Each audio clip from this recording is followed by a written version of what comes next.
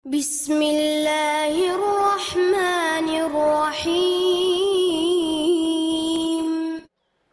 Ketika Nabi ngabsen amal soleh para sahabat, dan tentunya kita tidak mungkin menjudge isi hati mereka karena Nabi yang nanya, siapa di antara kalian yang hari ini sudah bersedekah? Abu Bakar angkat tangan, ana ya Rasulullah, saya ya Rasul. Artinya kita nggak bisa menjudge, oh Abu Bakar ria, belum tentu kan, kita nggak tahu isi hatinya. Dan sekelas Abu Bakar insya Allah ngerti banget lah bahayanya ria. Nggak mungkin dia angkat tangan dengan niat ria, pasti dia tahu banget ruginya. Siapa di antara kalian hari ini yang sudah menyambung silaturahim yang terputus? Abu Bakar berdiri, ana ya Rasulullah, saya Rasulullah. Siapa di antara kalian yang hari ini sudah berbuat kebaikan ini, kebaikan ini, kebaikan ini? Setiap satu kebaikan yang ditanya oleh Rasul, para sahabat berdiri secara bergantian, kecuali Abu Bakar As-Siddiq yang terus menerus berdiri mengangkat tangan, ana ya Rasulullah, saya Rasul, saya Rasul, saya Rasul. Artinya apa? Dalam satu hari Abu Bakar itu melakukan kebaikan yang orang lain berbagi, share, nggak mungkin dilakuin sendiri, tapi Abu Bakar melakukannya sendiri. Ini namanya as-sabiqun. Di dunia fahumus sabiqun, nanti di akhirat, sehingga dikenal dengan istilah was-sabiqun as-sabiqun. Orang yang di dunia berlomba-lomba, spontan, cepat, wasari'un dalam kebaikan, maka nanti dia di akhirat menjadi orang yang duluan masuk surga. Makanya ada dua kata sabikun. Was-sabiqun as-sabiqun, artinya was-sabiqun yang berlomba-lomba di dunia, maka as-sabiqun nanti akan berlomba-lomba masuk surga di akhirat. Bisa jadi dia was-sabiqun as-sabiqun, bukan hanya ashabul yamin atau maimanah, tapi di akhir hayatnya justru dengan amal-amalnya yang istimewa itu kan lebih gampang kepancing buat ria ya. Kalau amalnya biasa aja ngapain ria? Justru karena amalnya istimewa, hafal Al-Qur'annya banyak, baca tilawahnya banyak, tahajudnya itu udah bertahun-tahun, puasanya kalau perlu bahkan puasa bukan hanya Senin Kamis tapi Daud, kemudian sedekahnya di atas rata-rata orang lain, umroh setiap berapa bulan sekali, haji setiap tahun, kayak Ibnu Mubarak setahun haji setahun berjihad. Pokoknya amalnya itu di atas rata-rata. Justru itu ujian untuk merahasiakan, menjaga keikhlasan itu akan lebih berat. Maka di akhir hayat, kalau dia terpancing untuk cerita ketika usianya udah kakek-kakek, seperti yang saya pernah cerita, saya pernah duduk di sebuah ruang DKM masjid di satu daerah lah di Indonesia, lagi ada acara tabligh akbar kayak gini di sebuah masjid. Karena emang saya jarang datang ke situ, akhirnya alhamdulillah anak muda yang mau ikut taklimnya rame, sampai ya sekitar 10.000 lah, sampai memenuhi pelataran masjid. Setelah selesai acara kan 10.000 anak muda ini kan berarti semuanya dapat pahala mencari ilmu, sholat berjamaah, berjalan ke masjid dan seterusnya kan, pahalanya banyak banget, itikaf, ribat. Wah, kalau kita breakdown itu kebaikan dari satu adegan itu banyak banget.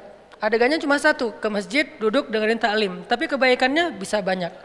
Dan dikali 10.000 minimal. Lalu setelah selesai acara, biasa saya masuk lagi ke ruang DKM, kemudian kayak semacam silaturahim gitu, ramah tamah, ngobrol sama beberapa tokoh-tokoh masyarakat, termasuk salah satu senior sesepuh masjid. Beliau cerita, ini Ustadz, masjid ini perjuangannya nggak gampang. Ini judulnya. Mulai beliau cerita, paragraf pertama, dulu, tahun-tahun dulu nih, dia nunjuk ke arah DKM, mereka ini masih kecil. Jadi karena beliau paling senior, kakek-kakek, DKM-nya masih usia ya sekitar 40, mereka masih kecil, masih anak-anak, larisan-larisan belum tahu. Untuk memperjuangkan masjid ini nggak gampang Ustadz. Pertama, membebaskan lahan aja, itu sengketa dengan warga, kita sempat di demo, sampai dibawa ke pengadilan segala macam, rame, sampai saya pernah didatangin polisi malam-malam, cerita perjuangan beliau untuk bisa ngebangun masjid. Dari awal, dari pembebasan lahan.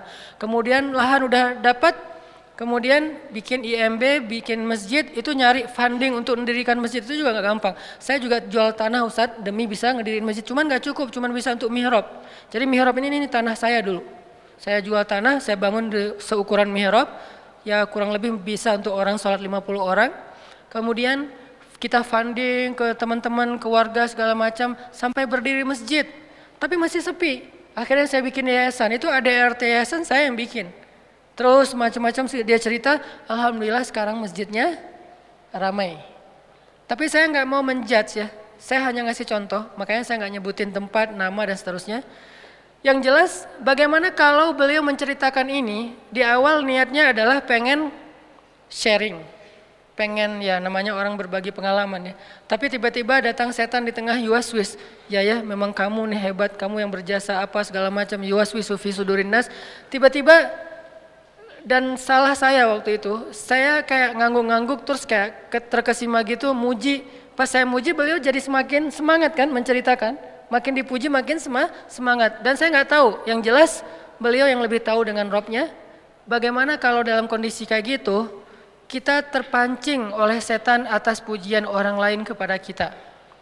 Atau lebih beratnya lagi, udah sebegitu besar perjuangan kita diremehin oleh generasi berikutnya yang nggak tahu perjuangan kita. Kan itu ujian lebih berat ya. Kakek ini udah berjuang habis-habisan, udah berkorban, udah segala macam dari nol sampai jadi.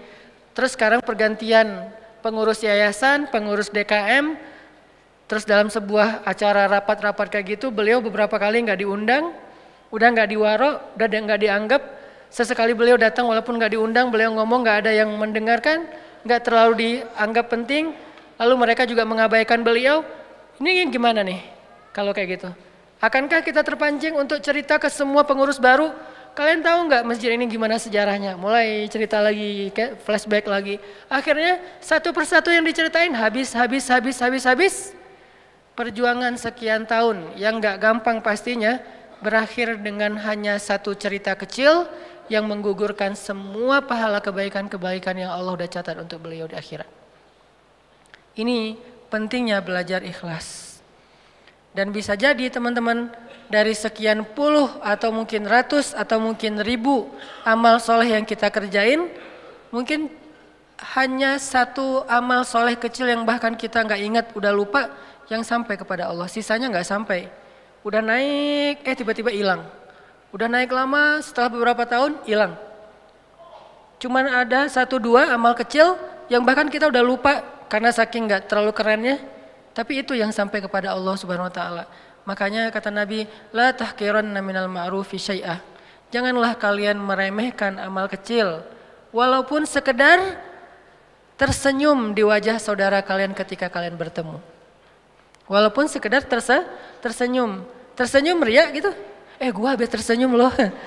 Tersenyum lapor-lapor. Gua hari ini tersenyum 10 kali. Kan enggak ya? Tapi kalau tawaf cerita orang umroh tuh, yang pernah umroh pasti ngerasain banget tuh. Pulang dari masjid kan biasanya ketemu kayak di restoran gitu kan, di ruang makan hotel.